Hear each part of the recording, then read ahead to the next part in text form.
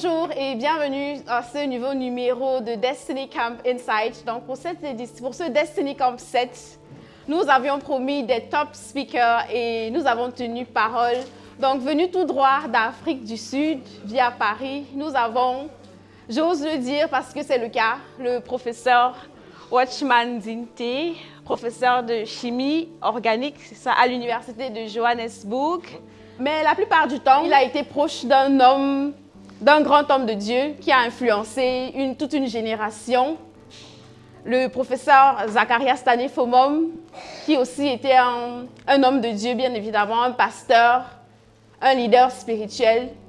Et Watchman, comme je vais t'appeler je vais m'accorder la liberté de t'appeler pendant cette interview. Ah oui, c'est bon, parfait. A été très proche de lui, il a vécu dans sa maison et la proximité avec un dirigeant spirituel de cette envergure, comment est-ce qu'on la vit? Oh, simple, il faut fuir le péché. C'était la simple... Si tu étais correct, ça marchait. Si le mensonge n'était pas du tout contenu dans cet environnement, n'en parlons pas des péchés grossiers, mais je ne sais pas ce qu'il y avait, il avait juste quelque chose.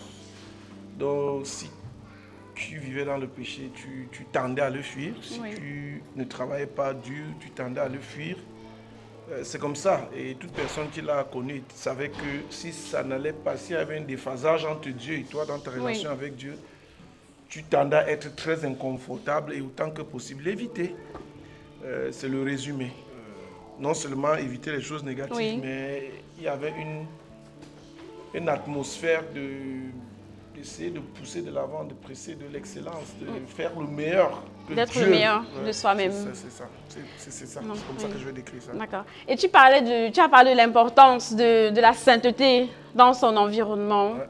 Et il y a une partie de l'histoire qu'on ne connaît pas très souvent, c'est que malgré cela, tu as eu un épisode où la vie chrétienne ne s'est pas passée exactement comme prévu. Ouais. Tu as fait un petit tour en Égypte. Marche arrière. Petit tour, c'est pas bien dit. J'ai fait un grand tour en Égypte, 3 ans. Oui. Et bien évidemment, dès que j'ai commencé à regarder, le premier signe, c'est que j'ai quitté la maison. Ok. Je suis parti de la maison, je suis allé pour vivre avec une tante. Où l'environnement ne contraignait pas à une vie sainte. Et petit à petit, bien évidemment, je savais que j'allais aller en enfer. Donc, je ne faisais pas semblant parce que... Tu étais à fond? Oui, je me suis... Bon, je ne vais pas... Le Seigneur m'a protégé beaucoup de péchés. C'est bizarre. Le péché sexuel m'a loupé, je ne sais comment. Je m'étais donné comme objectif qu'à 22 ans, je serais milliardaire, même s'il faut que je trafique la drogue ou trafique n'importe quoi. Par tous les moyens, presque. Oui. Tous les mois, je croyais que l'argent allait satisfaire, mais très tôt, je me suis rendu compte que...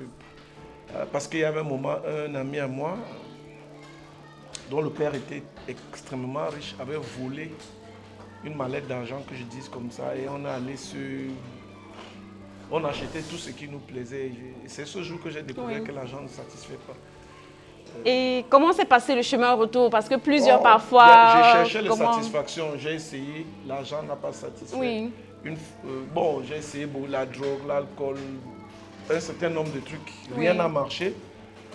Il y avait le vide dont le docteur Tala est en train de parler. Et puis un jour je suis allé en boîte et j'ai dansé 5 heures d'affilée sans arrêt, toutes les musiques. Oui.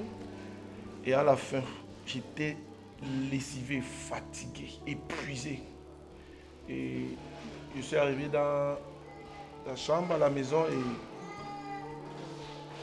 et une voix m'a demandé c'est tout. Et c'était le début de mon chemin retour, parce que j'avais tout essayé et j'ai vu que ce n'est que notre Seigneur Jésus-Christ qui donne une vraie satisfaction. Et c'était un chemin de repentance, de restitution. Et tu avais quel âge à cette époque à peu près? J'ai rétrogradé quand j'étais en classe de 3e. Ah, l'adolescence. Je suis revenu au Seigneur à la fin du bac. Donc, de 16 ans à 19 ans, quelque chose comme ça. Okay. Et que dirais-tu aux jeunes qui regardent et qui se disent « Jésus, c'est trop dur, il faut que je profite un peu comme les autres jeunes comme J'espère que tu vas t'en sortir.